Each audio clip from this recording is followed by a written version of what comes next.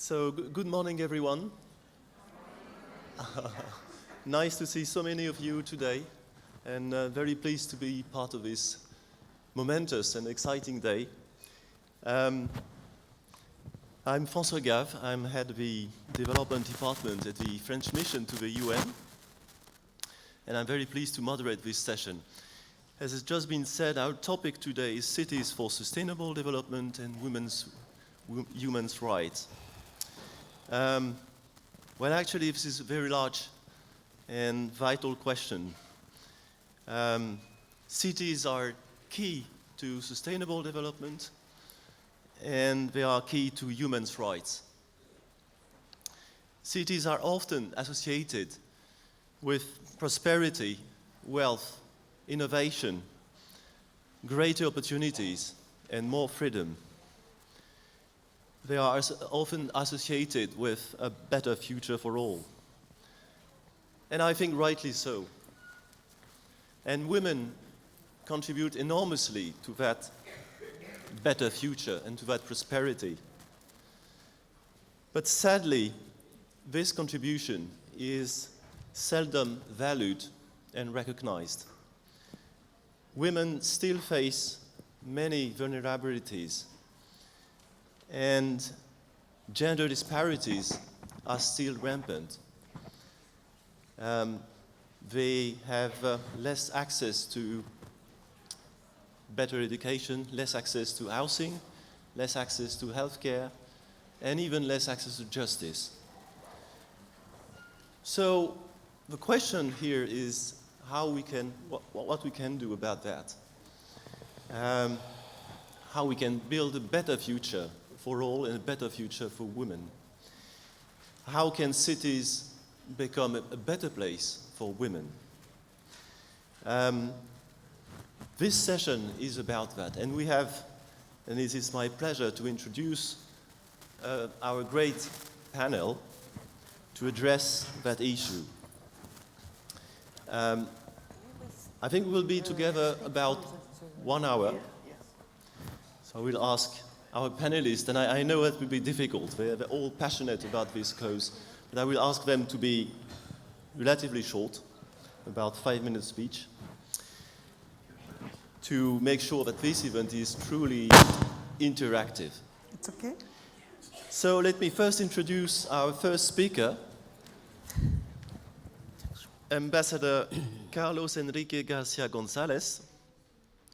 Ambassador Gonzalez is the permanent representative of El Salvador to the United Nations. He has had a very distinguished career as a career diplomat at the El Salvador mission to the UN, where he covered many different topics: economics, financial, social, peace and security, human rights issues, environmental issues, before his posting to New York. And prior to his posting in New York, he was also Director of Multilateral Affairs in San Salvador Foreign Ministry, and he was also Chief of Caribbean Affairs from 1991 to 1995. I know Ambassador Garcia Gonzalez is passionate about the urban aspect and sustainability. And I think he will also speak about his country, about his experience, and about a city in El Salvador he is extremely proud of. So please, Ambassador, you have the floor. Thank you very much, and good morning to everyone. And also congratulating you on the just recently International Women's Day held yesterday. Congratulations to all of you, and from the deep of my heart, I really wish you that this upcoming CSW 58 be a success for everyone. I am also member of the Bureau of the Commission on the Status of Women from the Latin American and the Caribbean region.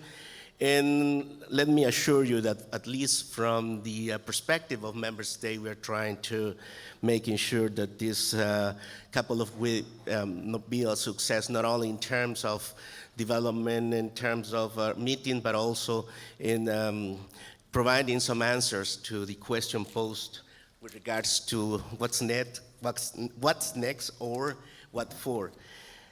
Today, I have the pleasure to talk about a little bit on the sustainable cities and women human rights, and trying to get to the point very quickly because I know I'm sure of the time. I'm coming here to share with you one thought that we are been discussing at least from several months ago with regards to the challenge that we have in front of us with regard to the negotiations on the post-2015 development agenda.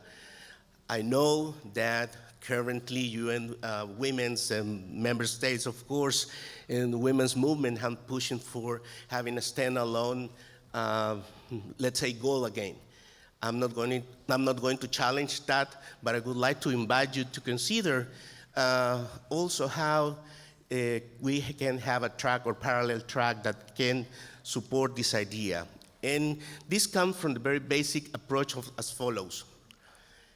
The very big difference between what happened with the success or lack of success of the MDGs, as well as the larger development agenda coming from the 1990s, starting with the Conference on Sustainable Development or Conference on Rio, lies on just one very simple principle.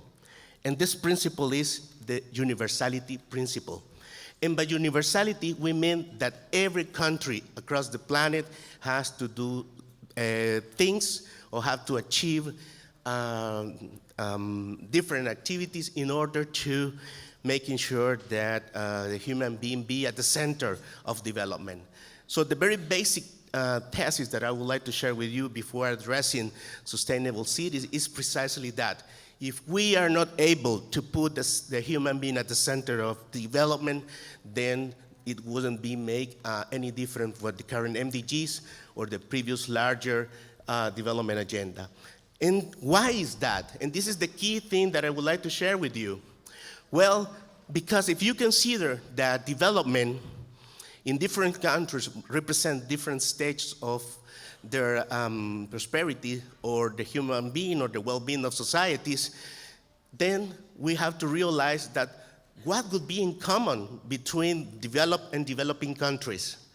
The only thing that is in common is the human being. And the human being, but if we analyze or if we see the human being in the whole cycle of its life, meaning being a girl, a child, a boy, a boy, and then if we have it, adolescent, women's, and elderlies. If we are not able to see the human being as in comprehensiveness, we will be making probably a wrong or a mistake as we did in the previous MDGs. And why is that? Because these different levels of understanding on development creates a challenge for every government. And in this regard, if we are able to work on the concept of how a city can be sustainable or a city can contribute to the empowerment of women and the achievement of sustainability, then we will have to make sure that these premises be addressed.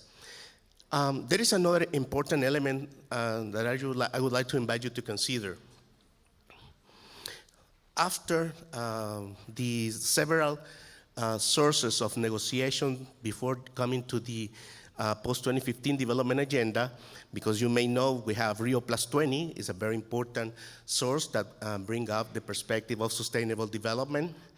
We have the current assessment on the MDGs that we are in the process of doing so. We have the high-level panel of Secretary General, and many other examples, including one very important initiative from the UNDP that was held in 80 countries where people or public opinion were asked about how do they see the post-2015 development agenda. Everybody was, coming with the idea of, let's have another goal. What about with the teams that were left behind? So it was a kind of hurry in order to start again to add in additional goals. It's like we were trying again to create a Christmas tree. And that is not gonna work. And it's not gonna work because if we fail as an international community in achieving simple goals, then, what can be done or how can we be sure that we're going to get more than what we got now? Now, having said that, why is important again putting the human being at the center? Because again, it's the only commonality that countries have right now. Now, let me tell you a very brief story, very quickly.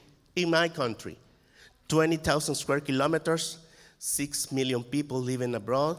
Living in El Salvador, and 2.7 million living abroad. We have currently 6 different models of kind of sustainable cities. And for me, when I discovered and start to study this different model, I realized that we are in trouble because my country is very small with a very few population. And what about with the larger country, like the United States, China, Russia, India, Brazil, to say the least, South Africa?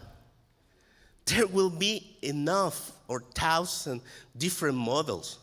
So this fact is very important for us to understand that if we try to, in a way, promote that one size fits all, again, we probably will fail.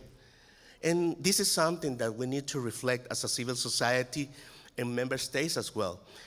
Because the idea then will be to understand that perhaps what we need to do is to going back to the local community or local government and start to create what I said, a kind of idea of a pilot project that every government should like in a voluntary basis to commit after we adopt the post-2015 development agenda and try to implement those commitments that hopefully we will be able to achieve in the year 2015 in that cities. And why is that? Because hopefully we will not have to wait 15 years again to see if we fail or not with that approach. In a couple of years, we will be able to see if the commitment that we achieved in the 2015 are feasible or not, can be sustainable or not, we will have the financing support or not. And also, this is a very important debate because, of course, I'm aware there is a previous debate with regards to urbanization and cities, a very old debate between that sustainable cities are on the urban areas. And people start to say, no, but what about the rural areas? Ladies and gentlemen, that debate is over because a sustainable city is not related necessarily to an urban city. A sustainable city can be in the rural area as well. So we need to overcome that kind of preconception that we have in our mind and try to see how globalization has changed the whole landscape in where we live in now. A real sustainable city is those who are able to provide human being, the conditions or the basic need for improving their life, with access to health, with access to education, with living a life free from violence against women. And how this, the CEDAW Convention, for example, connects with this idea.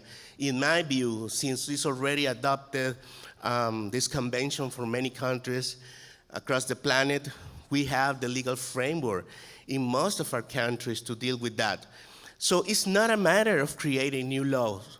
It's not a matter of creating new framework, but what it's about is the opportunity that we'll need to identify to, in a very single space, with a population that is limited in terms of number, that will allow us to be accountable, because we can measure then if we, different governments and different models can implement the post-2015 development agenda and making sure that works. If they are not working, we will have to wait, as I said, 15 years. We can try to change on the role what we are doing, but that will depend mostly on you, because you are the civil society, you are the one who have to make this living true. A society is the place, the physical space, where we can find everything, from the girl, women, people with disability, indigenous communities. So all different aspects that make a cross-cutting issue, the gender perspective can fit perfectly well in a conception where a sustainable city be part of the new post-2015 development agenda. So I invite to all of you to consider this alternative as well. And of course, from El Salvador, we are supporting you on your standalone goal as well. Thank you very much.